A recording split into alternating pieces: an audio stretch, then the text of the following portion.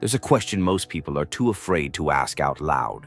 Why do the liars, the manipulators, the traitors so often end up on top? It's not a coincidence. It's not luck. It's that while the honest wait for justice, the cunning rewrite the rules.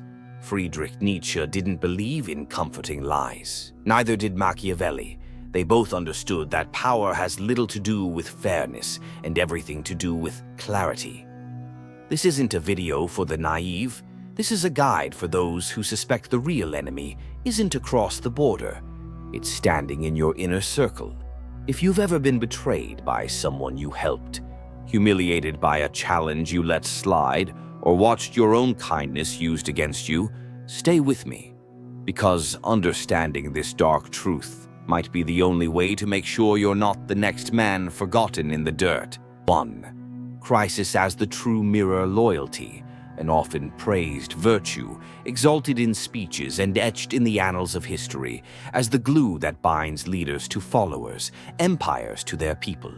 It's easy to talk about loyalty when the winds are calm, when the money flows freely, and when the throne sits firm in its place.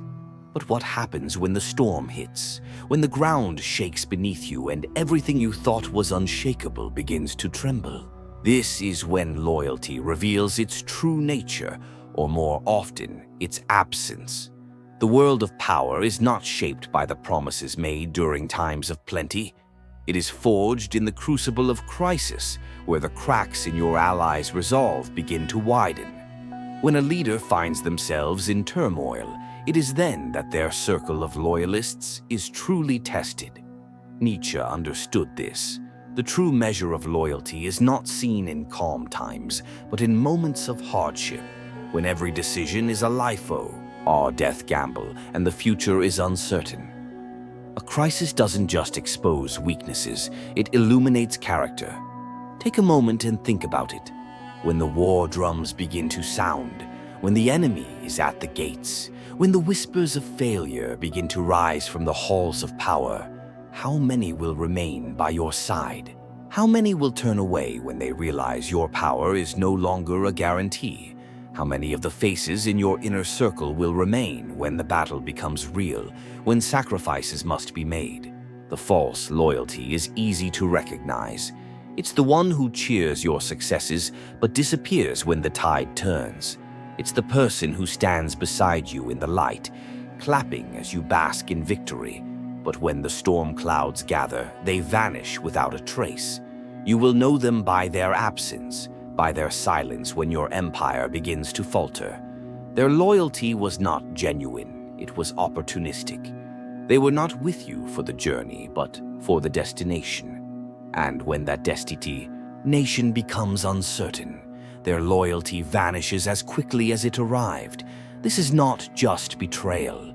This is the erosion of the very foundation that holds the leader's power in place. When loyalty fades, the bonds that once seemed indestructible begin to fray, and in their place, doubt creeps in. The moment you tolerate this, even once, you send a dangerous message. Power becomes a commodity, something to be traded when the time is right. And if loyalty is not something worth protesting, you will no longer be the leader.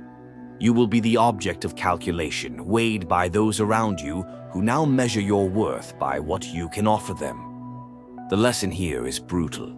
Loyalty does not come with time. It comes with tests. It is forged in the heat of adversity, and it is measured in crisis, not in the golden years. If someone can abandon you once, they can do it again. And if you allow them to return, you are sending a message to everyone around you. Betrayal is permissible, and once that message is received, your power will never again be truly yours. So if you ever find yourself in power, beware of those who flatter you in public but disappear when you need them most. Their loyalty is not a virtue, it's a strategic calculation. Keep your eyes sharp, because in times of trouble, the true measure of loyalty will reveal itself not in the words they speak, but in their actions when the storm hits. 2. When caution becomes collapse, power is a dangerous thing, especially when the person wielding it is gripped by fear. Not the kind of fear that paralyzes in the face of physical threat. No, this is a quieter, more insidious fear. It's the fear of responsibility, the fear of action, the fear that every decision might be the wrong one, that a single misstep could unravel everything. In leadership, there's nothing more lethal than hesitation. Power, when it rests in the hands of a low leader who is afraid to act, crumbles. It may not happen immediately, but it will happen. The longer the leader hesitates, the weaker their influence becomes. When a leader refuses to make bold decisions in the face of adversity, they breed uncertainty among those who follow them. An army that looks to a hesitant general will no longer follow commands. They will begin to question them. A kingdom ruled by a coward will eventually disband itself. This is not a flaw that can be hidden for long. The moment a leader shows fear, even subtly, it spreads through their ranks like a disease. It seeps into the fabric of the organization, eating away at the foundation. This is the exact dynamic that Nietzsche warned against. The collapse of power does not come from a grand defeat, but from 1,000 small concessions. A leader who fears the consequences of their actions, who waits for the perfect moment, the perfect strategy, will find themselves paralyzed, unable to act decisively when it matters. What's worse, this fear is often camouflaged as caution, prudence, or deliberation. The leader will justify their hesitation, saying that they need more time to think, to plan. But in reality, they're avoiding the very responsibility that comes with their position. And in doing so, they cripple their own authority. The longer they wait, the more they erode the trust of those who once believed in them. People will start to question their ability to lead. They will begin to think, if the leader can't decide, maybe they aren't the right one for the job. There's a moment in every crisis when the leader must decide, act or wait. Hesitation isn't wisdom, it's cowardice. And in the world of power, hesitation is a death sentence. It allows doubt to creep in, undermining confidence and morale. A leader must understand that indecision in the face of crisis isn't a sign of careful thought. It's a sign of weakness, and that weakness, once exposed, can never be fully hidden again. A true leader is not defined by the absence of fear, but by their ability to act despite it. They don't need certainty. They need courage. They understand that the longer they hesitate, the more their power slips away. And once it's gone, it may never return. 3. How flattery replaces reality. Flattery is a subtle form of poison, and for those in power, it is one of the most insidious dangers they face. The flatterer does not seek to bring you down through confrontation or rebellion.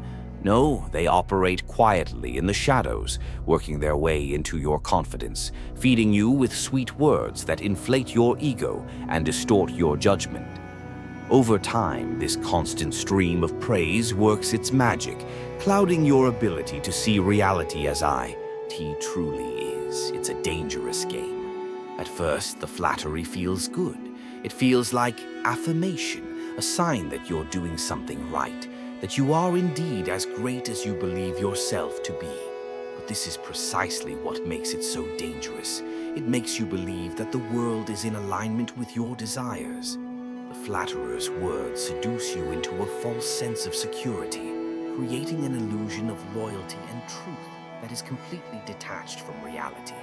And in doing so, it dulls your ability to discern the true motivations of those around you. Nietzsche understood this dynamic well. He believed that the truly powerful do not surround themselves with sycophants, but with individuals who challenge them, who force them to confront the darker aspects of their nature. Those who flatter you are not loyal to you. They are loyal to the idea of power, to the chance to be near it, to the benefits they gain from your position. The flatterer does not tell you what you need to hear. They tell you what you want to hear, and by doing so, they blind you to the dangers that lurk just out of sight. The real danger, however, is not the flattery itself. The danger lies in your addiction to it. Once you become accustomed to the praise, once you begin to rely on it to validate your decisions, you lose sight of the truth. You no longer seek honest counsel, but instead, you surround yourself with yes men and women who are more interested in preserving their position than in offering you honest feedback. This is how power slips away. It is not stolen from you in a single act of treason, but slowly, insidiously, by the erosion of your perception. True power is not rooted in adulation. It is rooted in clarity. A leader who cannot distinguish between genuine support and empty flattery is a leader who is already in decline. And by the time they realize it, it may be too late. Flatterers will abandon you the moment your power begins to falter. And in their wake, you'll be left with nothing but a distorted self-image and a shattered trust in those you thought were loyal. Remember this. The greatest danger to a leader is not the loud enemy who challenges you to your face. It is the quiet, subtle poison of the flatterer who tells you what you want to hear and slowly convinces you that your throne is unshakable.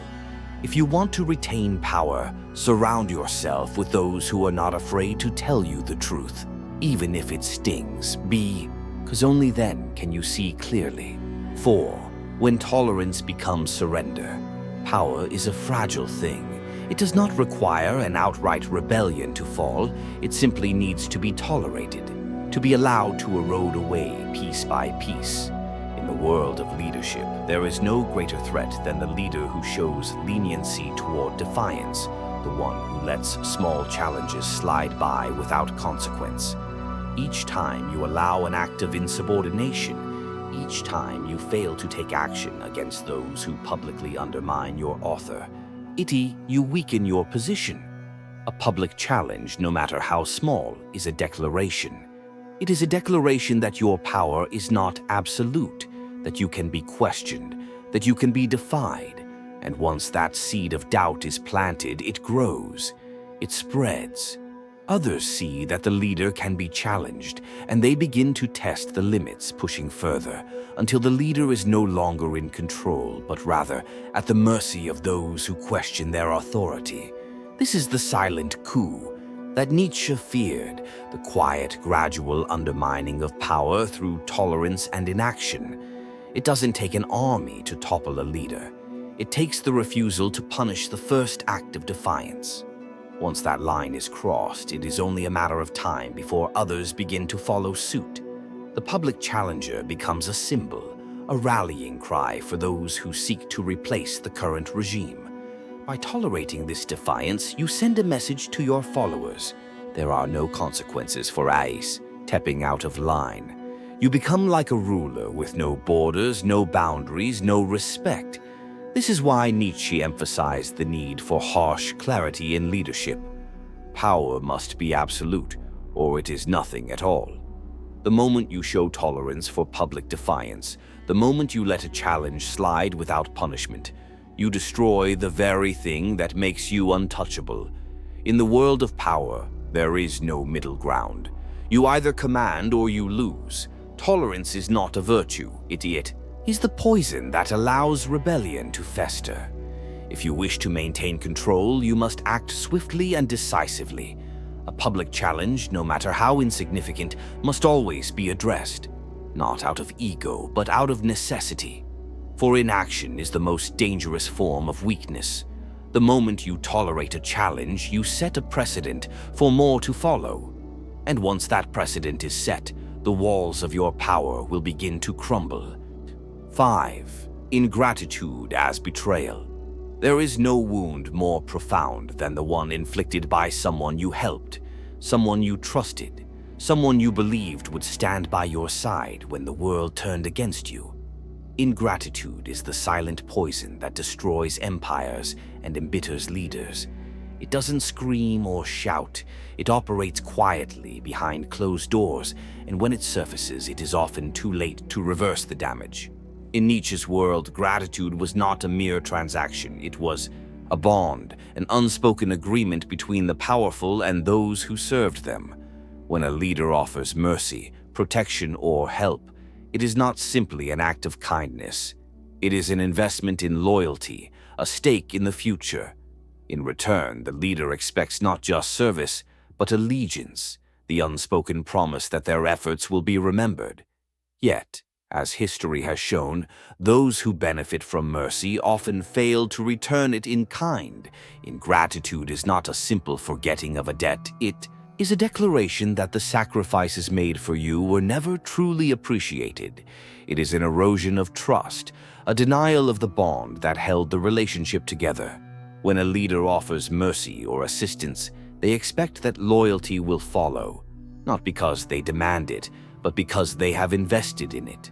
But when that loyalty is not returned, when the very people you helped turn away in your time of need, it is not just a personal betrayal. It is the unraveling of the leader's foe, ambition.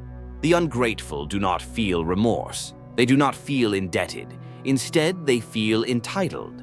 To them, the favors you've granted them are simply transactions, debts that were paid long ago. And when your power falters, when you are no longer the strong figure you once were, they will not stand by you. They will not return the loyalty they owe. Instead, they will turn their backs on you, aligning themselves with your enemies. They will use the very platform you gave them to tear you down. In the world of power, ingratitude is one of the most dangerous forces because it is a betrayal not just of the leader, but of the very system that supports them. In Nietzsche's view, such ingratitude is a manifestation of the will to destroy that which once lifted you. And if a leader fails to punish this form of betrayal, they risk allowing it to spread. Ingratitude spreads like a virus. Once tolerated, it becomes a systemic infection. And from that moment on, no one can be trusted. Mercy, when given to the wrong person, creates a monster.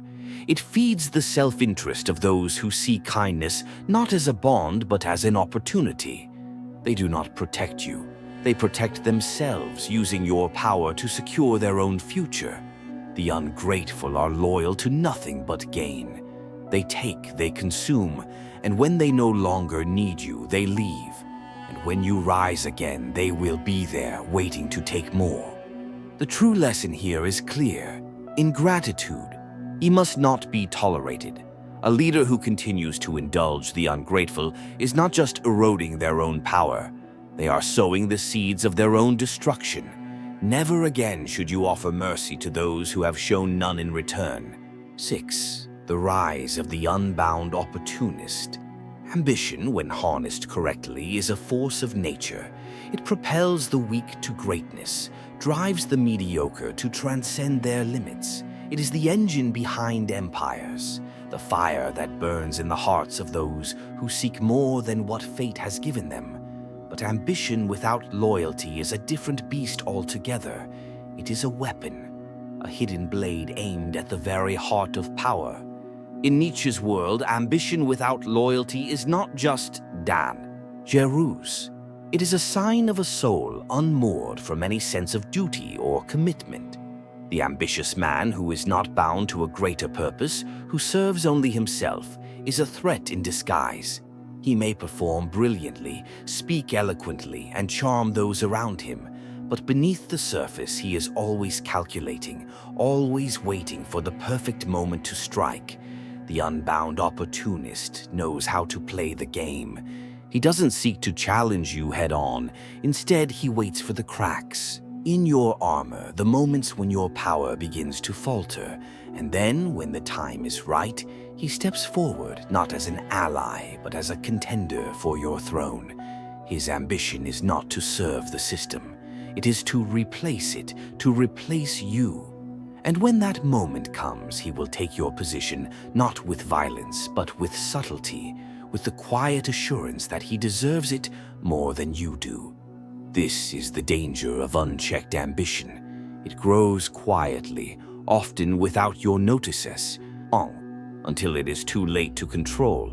The ambitious man is often the one who remains neutral in every dispute, who never shows his cards, who never takes a clear stance on anything. But in truth, he is always watching, always waiting for his opportunity to capitalize on your weaknesses. If you are a leader, this is a person you must recognize and handle carefully. The ambitious opportunist will never openly rebel. He will simply wait for the right moment to claim what he believes is high. By right. He doesn't care about your vision, your mission, or your goals. He cares only about his own ascent. And once he has what he wants, he will discard those who helped him get there. The only way to handle such an individual is to bind them to your cause, to make them invest in your future in such a way that they cannot easily detach themselves. If you cannot control them, you must destroy them before they grow too strong. Remember this: no matter how talented an ambitious man is, without loyalty, he is a time bomb, and when that bomb goes off, it will not be in your favor. 7. The modern stage of moral tyranny. There is nothing more dangerous than a person who wields morality like a sword, not to defend what is just, but to strike down those in their way. We live in a world where virtue is not a moral compass but a weapon, used not to guide but to conquer. This is the most insidious form of power because it operates under the guise of righteousness, making it almost impossible to challenge without appearing morally bankrupt. Machiavelli and Nietzsche both understood that power does not reside in the hands of those who claim the moral high ground. It resides in the hands of those who understand that morality is not a static ideal, but a tool to manipulate the masses, to sway public opinion, and to dismantle the foundations of their opponents. The moral pretender does not seek justice. They seek your downfall, and they will use the very expectations of goodness to tear you apart. The modern moralist operates under a clever mask. They speak of transparency, compassion, fairness, and kindness, but in reality they do not care about these ideals. What they care about is your power, your position, and your influence, and the moment they challenge you on moral grounds, they are not interested in correction, they are interested in replacing you. What makes this tactic so dangerous is that it often does not require a large audience to be effective. A few whispered words, a public challenge to your decisions, a critique of our methods, these seemingly small acts, plant the seed of doubt in the minds of others. Once that seed is planted, it spreads. The crowd begins to ask questions. Is this leader truly moral? Are they truly virtuous? And in that moment, your authority begins to erode. A leader must never allow morality to become the basis for their power. It is not enough to be good. You must be strong. You must maintain control over how your authority is perceived. If someone can use morality to challenge your rule, it means your rule is not secure. You have allowed the very foundation of your power to become vulnerable to attack. The true danger of moral manipulators lies in their ability to twist virtue into a wooly. They will not challenge you directly. They will simply ask the right questions, making others doubt your decisions and your integrity. They will not seek to overthrow you with force. They will seek to replace you with a more virtuous version of yourself. And if you do not act decisively, if you do not defend your authority, you will find yourself standing trial in a court of public opinion where the only verdict is your removal. Not every leader falls in battle. Most fall quietly, step by step, through every betrayal they excused, every flatterer they allowed too close, every public insult they laughed off to keep the peace. Power is rarely taken. It is surrendered in pieces. Nietzsche knew this. He warned us not to mistake compassion for strength or silence for wisdom. The ones who rise aren't always right, but they act. They draw lines, they see clearly, and they don't tolerate what cannot be tolerated. So ask yourself, what have you let slide? Because if you want to lead in a world built on shadows, it's not enough to be good. You must be dangerous to the right people and merciless when it matters.